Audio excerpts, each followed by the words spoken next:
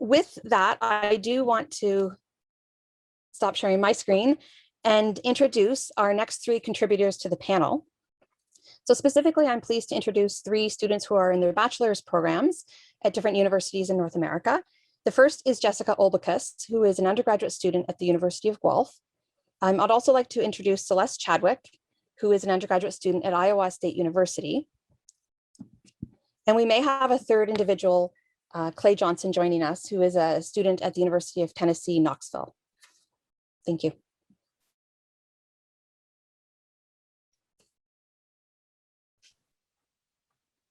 Hello, everyone. Tony? Yeah. Oh, yeah, please. Sorry. Oh. Jessica, go ahead. Okay, thank you. Hi, everyone. My name is Jessica. Like many others, this year's switch to remote learning had an effect on my academic experience and personal well-being. I didn't realize how much I valued in-person learning until this year. That being said, when I reflected on the academic year, remote learning was not as negative as I expected. I lived in off-campus housing for this year, thinking that I would be able to focus better at school than at home.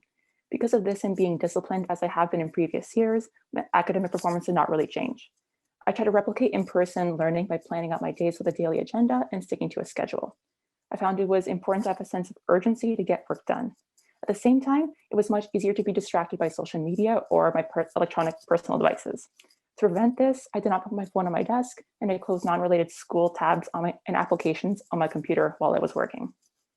This year, many classes had recorded asynchronous lectures, while some classes had recorded synchronous lectures.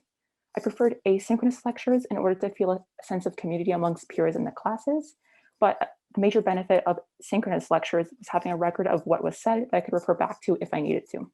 Surprisingly, I feel I learned more in remote learning because I could rewatch recorded lectures and organize my time however I felt it was best for me. This year, my professors and teaching assistants gave reminders for deadlines, important information, and announcements virtually. I felt more anxious than I did in previous years in case I might miss important information or due dates, since it is easy to overlook emails and virtual announcements. At times, it felt a bit overwhelming with classes, volunteering, work, social time, and personal downtime all being done through a screen. I also found myself feeling guilty when I took a break, since it didn't feel like there were natural times to be working, be in class, be social, etc. I find social interactions, having a sense of community, and physical health helps my learning and mental health too. At times, I felt isolated in my room since I was not seeing classmates in person or being on campus with others. Although my housemates and I were mostly in our own rooms, we had some chances to chat with each other in the common areas of our place, which helped alleviate some feelings of isolation. Having asynchronous classes and group projects helped as well. Unfortunately, all the typing, texting, mouse clicking, and sitting at a computer for multiple hours a day took a toll on my body. Poor posture and shoulder/back tightness became a challenge, and I experienced RSI-like symptoms in my hands by the end of the fall semester. But using voice-to-text software, stretching, and taking frequent breaks helped during this semester, or say last semester. Getting enough sleep, taking small breaks, going on walks, and eating healthier were a priority more than other years in order to keep doing well academically.